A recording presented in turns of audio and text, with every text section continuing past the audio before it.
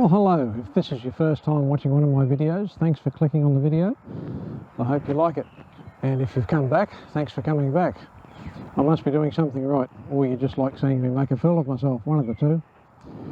This will be part 6 of my series on my equipment.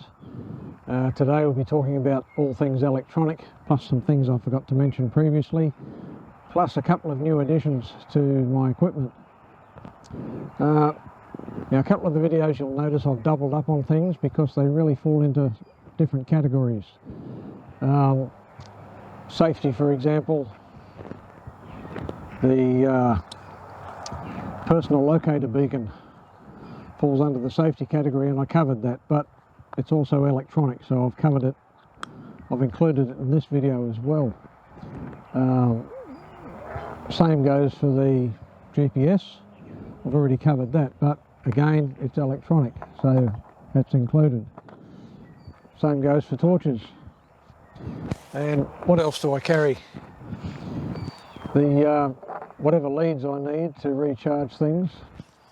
The GoPro 8, Hero 8 or whatever you call it, camera. And of course the recently acquired Canon M50, which I'm using right now. It's on one of those Gorilla tripods.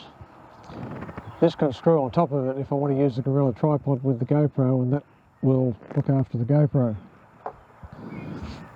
Naturally, spare battery for the camera, GoPro and for the Canon. I would like to get one or two more Canon M50 batteries because apparently they're not all that fabulous they're not known for their longevity, put it that way. I hope I've got the recording level set properly on this time, because last time I had to boost it while editing, so hopefully I've got it a bit better this time. If not, I'll just boost the gain on the video editing software again and you'll be able to hear it. Apologies again for traffic noise, I'm in the backyard and we're on a main road. The other thing electronic is the Go wireless microphones, which I have one tucked into my shirt and there's one on top of the camera. They come with their own charging cord, so you can charge them both at once. And of course there's a charging cord there for the torches and a charging cord for the GoPro. There's also these two little fluffy looking caterpillar things which can clip onto the microphones to help reduce wind noise. Still on electronics, the phone obviously, that's also got, as I said in a previous video, that's got a navigation app on it. Now somewhere, I couldn't find it for the video, I have a little Goal Zero solar panel. It's about, I don't know, not quite A4 size, and it has this little charge pack. These batteries are long dead. These are a rechargeable NiCad, I believe they're NiCad. Sorry, nickel metal hydride they are. But you can put normal batteries in that and use this as a torch. It's got a little LED on it. But the idea is you use rechargeables, you hook it up to the solar panel. And I took that on a kayak trip once and that worked quite well. But more recently I've updated to a 20,000 milliamp power bank. And there's a bit of weight to it, but I can charge all kinds of things off that. I can't tell you how long it will last because I haven't really put it to the test yet. But yeah, so far pretty good.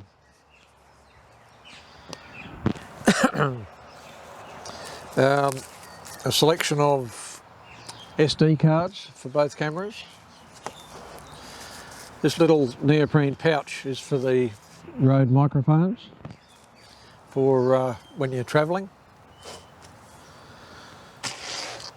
And I think that's pretty much it for the electronic side of things. Now I'm going to include, just so I keep it to 6 videos and not have to have another one, I'm going to include a bunch of stuff that I haven't covered yet. Some stuff I forgot, and a couple of things I've recently added as mentioned. I recently just did up a couple of these little packets to throw in the pack I've just measured a half a cup of rice and vacuum packed it and written the date when I packed it. So I just grabbed 1 or 2 of those and throw in the pack. You would, if you follow my Facebook page, Black Shack's Bushcraft, you would have seen me post that. But I just thought that's a simple, easy idea. And if you want something with a bit of flavour, you can always throw a couple of stock cubes in it. Now, the VanQuest Husky pouch, fabulous little piece of gear. I first saw this on video. Scotty's Gone Walkabout, Aussie fella, and they are a fantastic little pouch. You can fit heaps of gear in them. I really don't want to know how much that weighs with how much I've got stuffed in there, but a couple of bandanas. I chose orange because you can flap them about to get some attention. You can use them to as an additional dressing if you need something more for your first aid kit. Filter solids, help to filter solids out of your water before you put it through your good filter. Although I do have a Browns bag for that. A little blowtorch, I only keep that because the wife bought it for me as a, she often buys me Christmas presents, the big presents and then a few little fun ones to open. So I just keep that because the wife bought it. Now I have in here this came with my Pathfinder kit. This is the cutlery set from Pathfinder. Now we have the silicone tape, which is the, what do they call it? Self-amalgamating, I think they call it, sticks to itself. That came in a little kit from Survival Supplies Australia. And then there's 2 small rolls of Gorilla Tape there as well. Also got a pair of nail clippers. You know, if you rip a nail, you always catch it and it wants to tear more. It's good to be able to just chop it off and so it doesn't catch on things. I've got here a few little pre-cut lengths of various lengths of paracord, all tied into loops. So if you just want a little extension, you can't quite reach the stick you're going to hang something off or tie something to, pre-made loops are very handy. There's also one of those reflective blankets in there, emergency blankets. There's one of those in the first aid kit as well. The first few purchases from Survival Supplies Australia, they quite often send you a few free things. And I only throw this in here because I've got it. It's just a little tool with a bit of cord on it, a couple of sharp edges, and a screwdriver, bottle opener, and a small ruler. And you can fit certain size nuts in there, the way it's cut. Probably can't see that from that distance, but I'm sure you know what I mean. So, might not use it, maybe I will, I don't know. It doesn't take up much space. On the other side, another couple of freebies I got with Survival Supplies orders. There's a little mini hacksaw and a mini, well, in Australia we'd call that a Stanley knife blade or similar. In America you probably call it a box cutter blade, but that folds up as well. And again, they don't take up much space, so why not? Tucked inside this piece of paracord with one end's melted, there's a darning needle. So I'll just keep that in there so I don't spike myself on it. There's 3 sets of AA batteries for that GPS that I mentioned earlier. A set of bellows for blowing on your fire so you don't have to get your face right in the fire.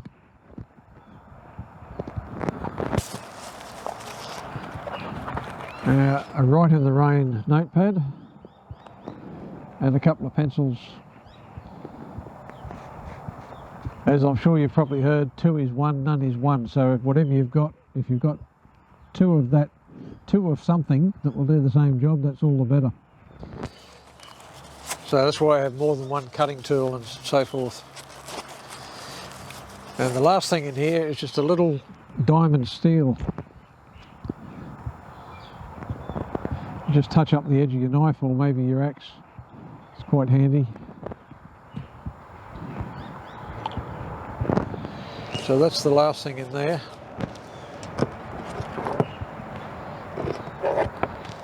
So let's get rid of that.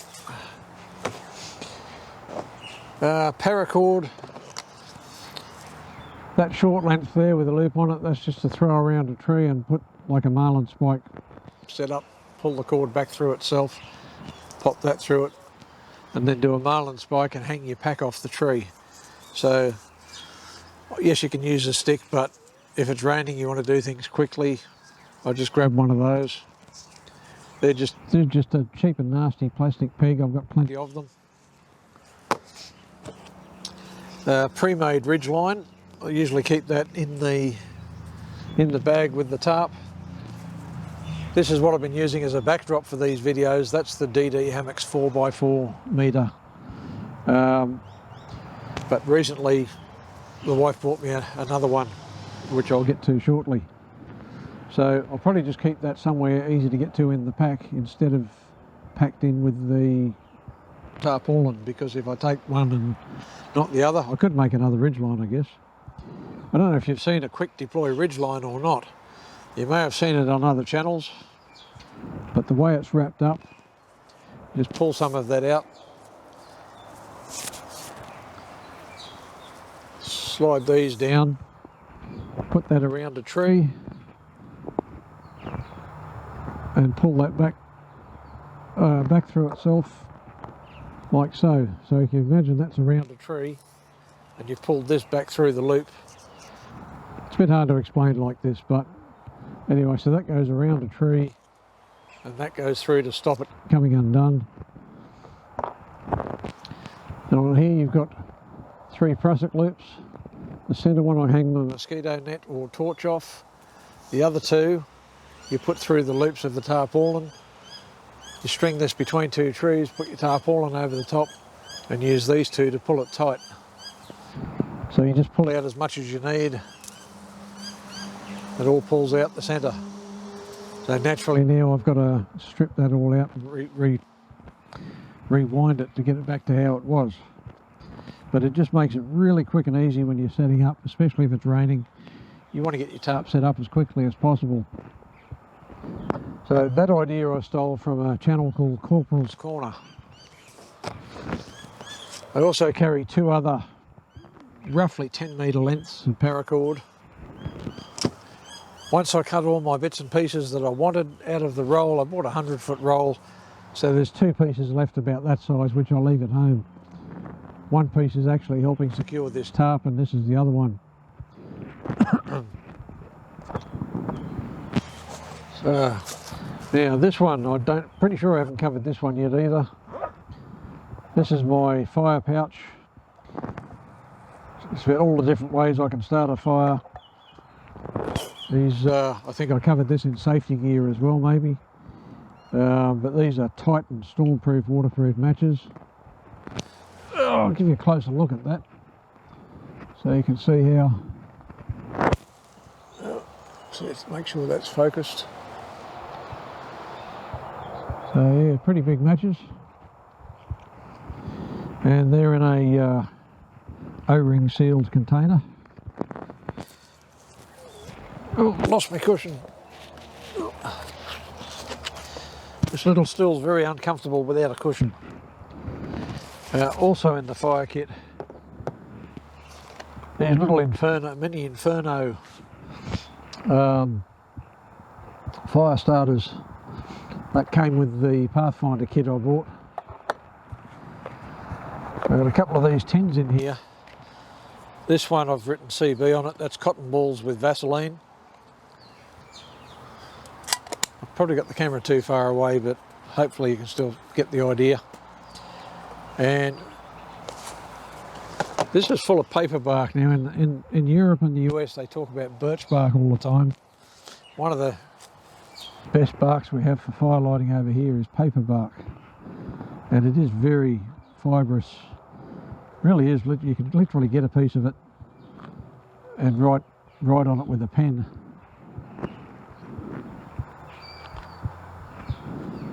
But yeah, that's handy for fire lighting also.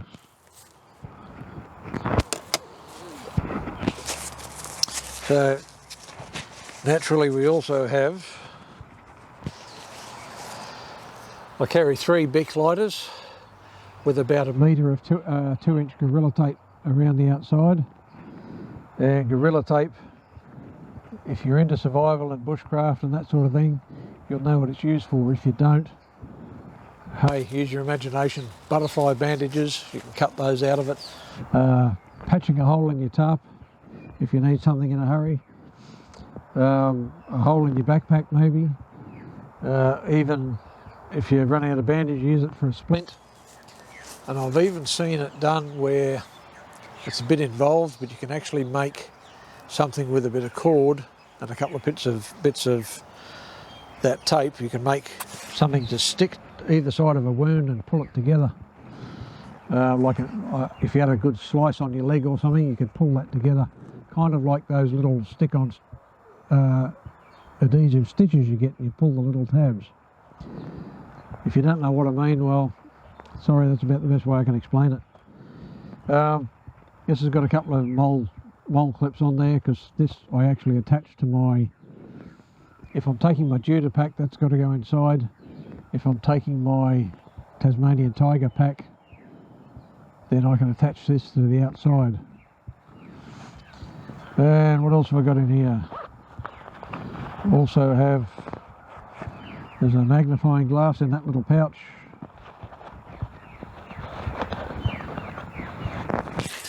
That's about it. That's, I do have another ferrocerium rod and striker, smaller than the one on my knife. I'm not sure where that's actually got to at the moment. Anyway, sort that out later.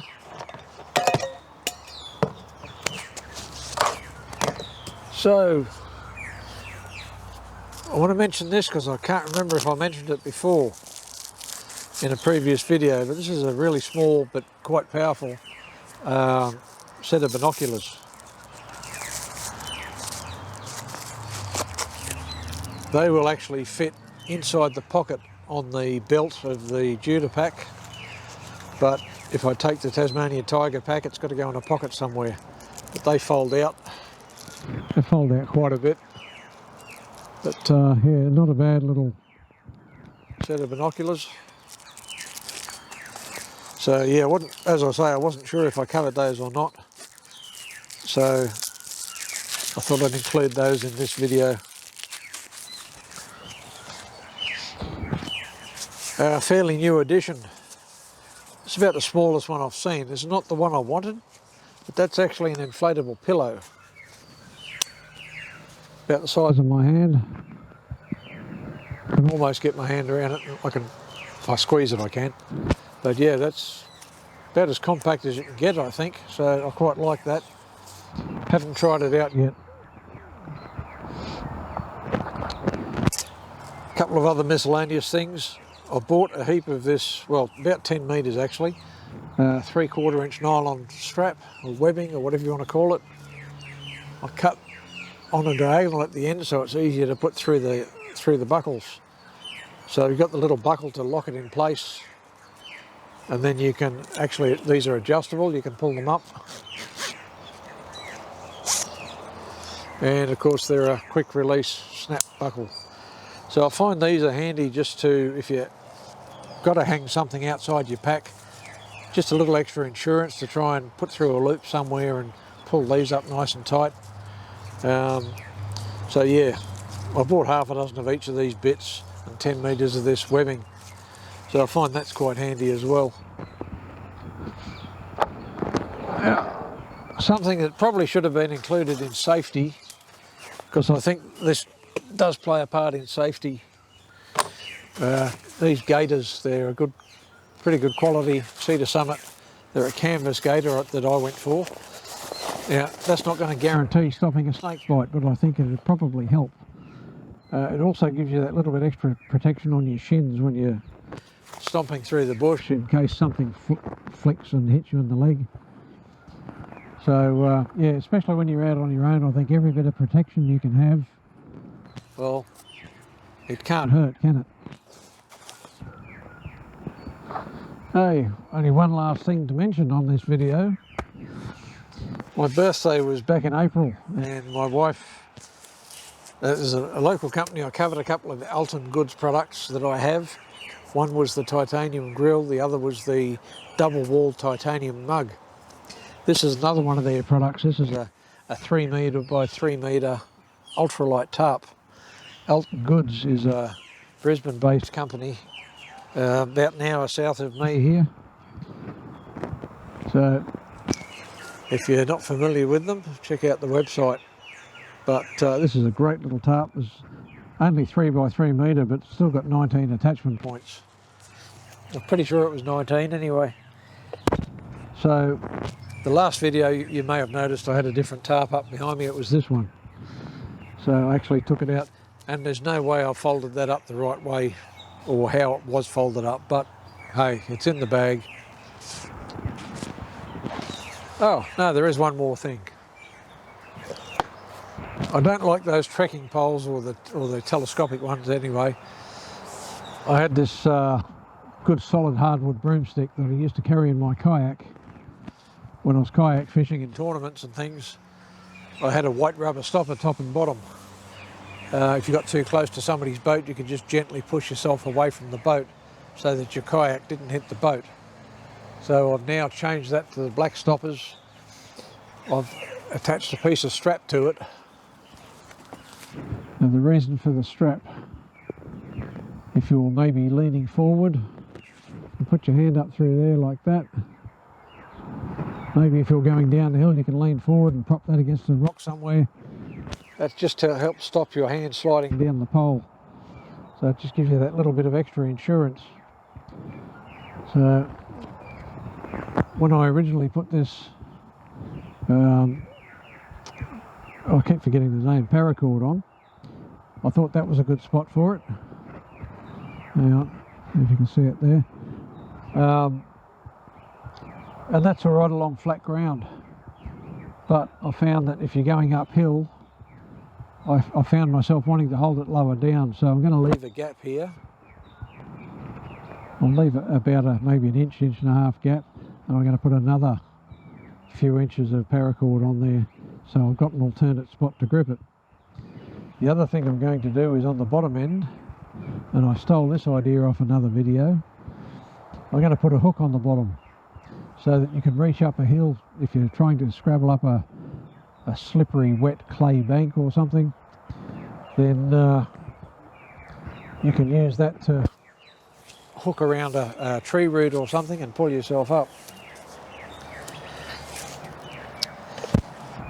So I think that pretty much covers this and the previous 5 videos. I think I've covered pretty much everything I own. Naturally, I don't take absolutely everything out all at once. I just take what I think I need for that trip.